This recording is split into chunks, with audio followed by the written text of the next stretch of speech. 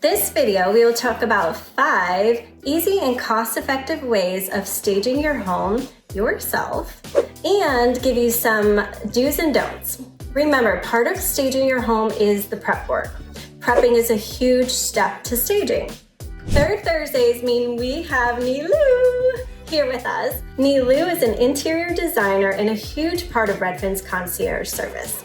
Hello, Thank you Nilou. for having me. Of course, thank you for being here. How you prepare and stage your home for sale will have a huge impact on how much you will sell your home for, as well as how fast you'll sell your home. Exactly, Kelly. Staged homes sell 73% faster than homes that aren't because the staging allows buyers to visualize themselves living in that space. The goal of a staging is to highlight desirable qualities of a property and present it as a move-in ready home. Talk to your agent about staging and see if it's actually in the budget. Some people may think that staging is so expensive that they just can't do it and want to do it on their own, but talk to your agent first.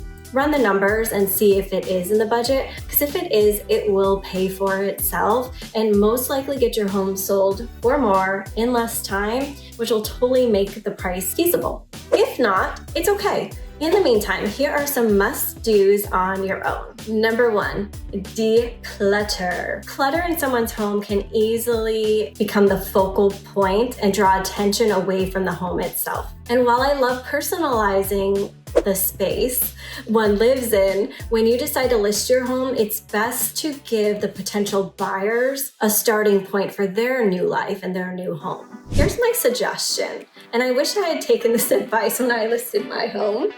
Have someone you really trust, like that best friend or that sister who tells the truth when you don't want them to tell the truth, and have them walk through the house with you. Because they're gonna say, move this, move that, this smells.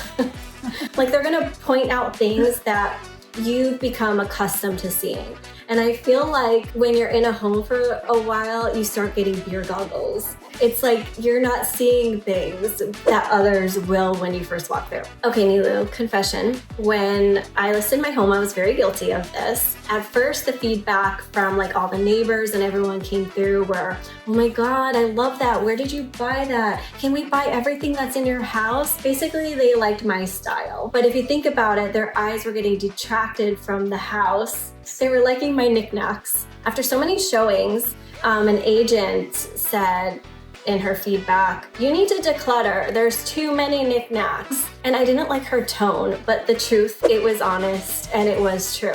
So I got right to work. I was like, all right, this whole display center, I'm gonna take it all down, put it away. And as soon as I did, I was like, oh my gosh, it just opened up this space so much. And I was like, what's next?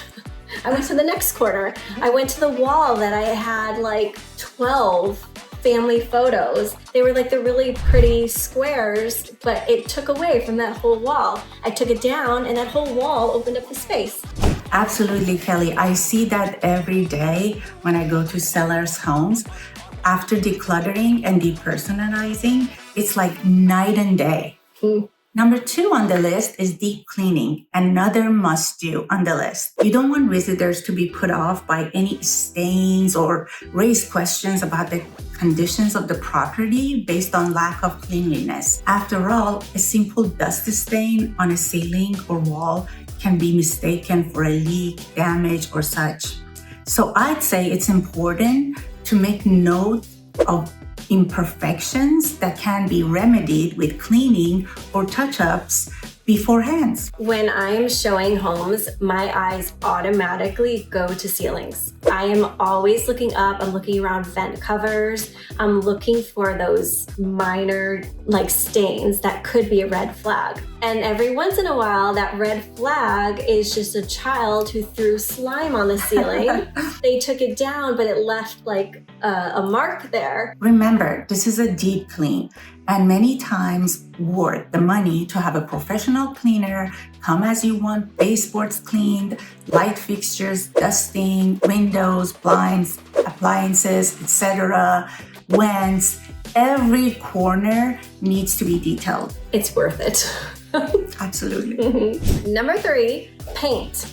Speaking of touch-ups, something homeowners can do to elevate the appearance of their homes is paint. Fresh paint does wonders to a home, but if a full paint isn't in the budget, that's okay. Touching up all the edges, corners, doors, and trims that have signs of wear and tear is easy to do. And before you pull out the paint, I would get like a magic eraser or just some warm water and wipe down the baseboards first. And even cabinet faces, like you'd be surprised just what some really good cleaning can do.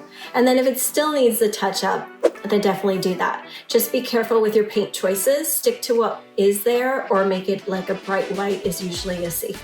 I would avoid all white to be like the flat. Okay. You want your white to have some dimension. For example, for a warm white, I like to use polar bear, and for the trim, I use ultra pure white. So even though it's white, you still have a little bit of contrast and some character there.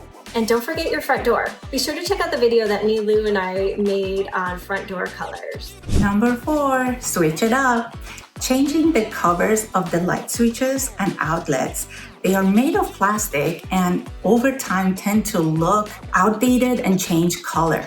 This is an inexpensive trick that you can give your wall an updated look. We often forget that regular use can affect the look and appearance of our doorknobs and cabinet pulls. Replacing doorknobs and handles is another inexpensive way that can give an updated appearance to a space, especially in the pictures. The professional photos are a home's chance to make the best first impression and inspire and encourage the buyers to come visit it in person. A simple switch of hardware can make a view go from someone thinking cabinets need painting or updating to actually being move-in ready.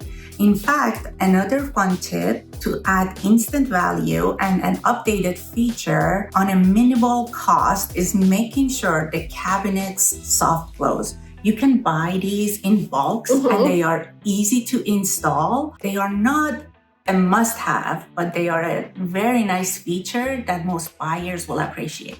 I didn't even know that until I was at a new home build and they're like, well, this buyer didn't pick that option. And I was like, well, how do you do it? They're like, you just buy it in bulk. You go to Amazon, go to the hardware store, and they're just little levers and you pop them in. Ding, ding. Yes. And then you have soft close cabinets. And I'll tell you, showing homes, buyers are always opening and soft close. Yes. So minimal cost, big payoff. Big payoff. Number 5, light fixtures. A light fixture could make or break a room. And if in the budget, switching out an old bathroom or dining fixture can make great Grandma Lou's dining room look updated with a flick of a switch, it's totally worth it. Home Depot has so many light fixtures and there are so many different good sites, online sites for all budgets. Just again, check with your agent before picking anything crazy. So we wanted to appeal to the masses. I learned this myself too when we first purchased a new build. Many times builder grade finishes can be switched out to more upgraded stylish ones and add so much value. And really at a minimum, we'll just get your home to look different from everyone else and sell faster. And you know those visitors want to be able to walk through a home and see all their rooms, so their pathways shouldn't be blocked.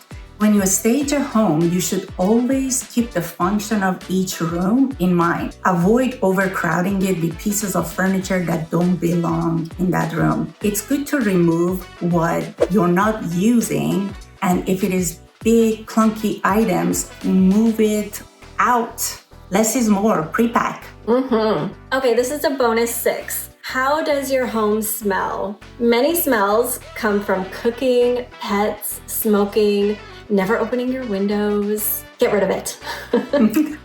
No one wants a stinky house. Absolutely no smoking in the house. This could be a good time to give it up, but definitely do not smoke in the house. This is a big red flag to buyers because if they walk in, 1, allergies. There's so many allergies right now. And 2, how to get rid of smoke smell is way worse than getting rid of a different type of smell. So no smoking. Open windows, change your air filters. Even if there isn't a smell, always change your air filters. There are many online home remedies you can use and even services you can use to get rid of that smell. All right, what do you say we share some do's and don'ts with our viewers? Let's do it. Do remove picture frames containing personal and family photographs. Don't use taste-specific colors and busy patterns when choosing furniture and accessories for staging. Do ensure all light bulbs and light fixtures in the house are in working order. Don't forget to clean the windows inside and out and remove the screens if they are torn or bent. Do get a trusted person to come in and give you honest feedback of what they see and smell. Do have the right temperature on. You want buyers to feel cool and refreshed on a hot day and warm and cozy on a super cold day. This was so fun. Very fun. See you next month. Thank you for having me. I can't wait.